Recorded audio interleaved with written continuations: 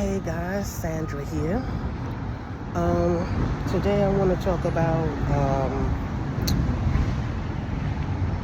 how I don't know what the title's gonna be. Maybe it'll be about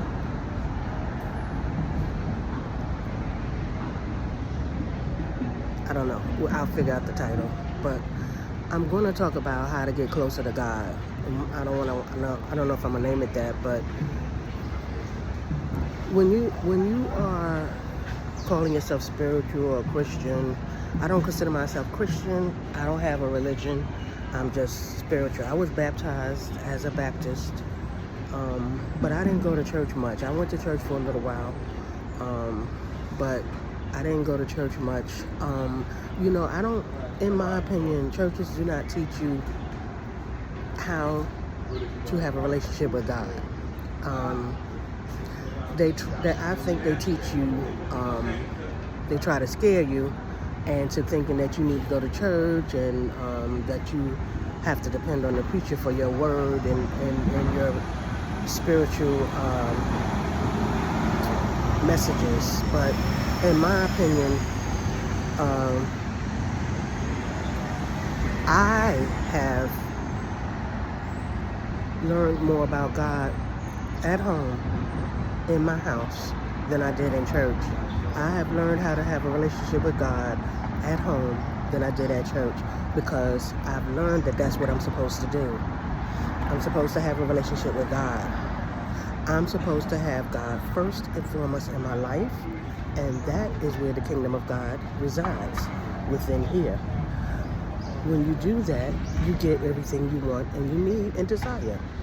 I have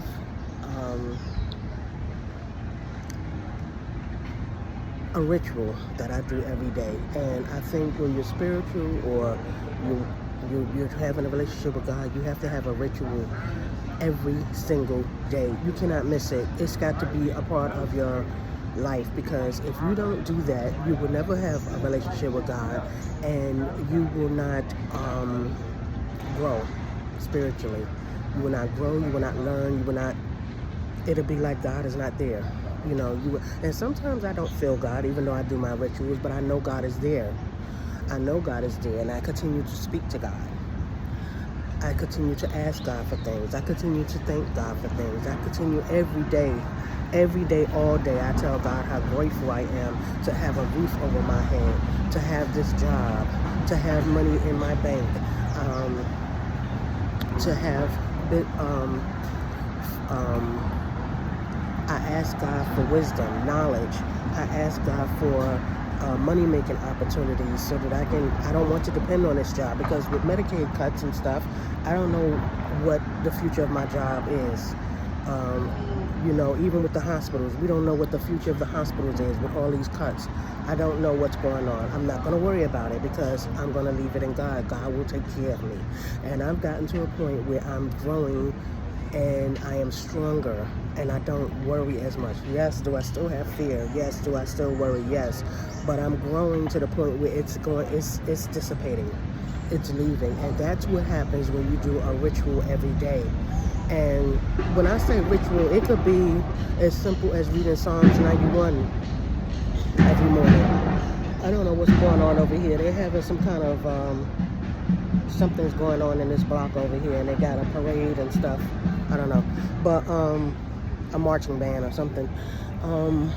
But, a ritual could be as simple as reading Psalms 91 every day to start off with, if you don't have time for anything. My ritual is I talk to God, I pray to God, I thank God, I'm grateful, what I'm grateful for, and I read the Bible, I read Psalms, I love Psalms. I'll read the Psalms, it could be Psalms 91, Psalms 23. If I feel like things are not going right out, Psalms 23, the first verse, the Lord is my shepherd, I shall not be in want. I will repeat that over and over until I feel comfortable with my situation. The Lord is my shepherd, I shall not be in want. Why am I worried? Why am I worried? The Lord is my shepherd, I shall not be in want. I'll never be in want. The Lord is Sandra's shepherd, she shall not be in want. You put it in, you can make it, put it in your name. But a ritual every day would be good to start off so that you can do it morning and evening if you want to. I do it in the morning because sometimes I don't get a chance to do it in the evening. It depends on what time I come home from work. But in the morning is a good time to do it.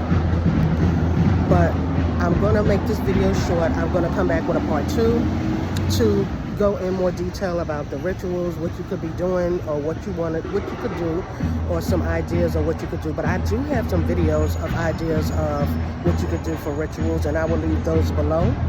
But I thank you for watching. Hope this helps someone, and remember, you must hustle. And I'll see if you enjoyed this video. Please give it a like, share it with someone who needs to hear it, and I'll see you in the next video. And remember, you must hustle. Bye-bye.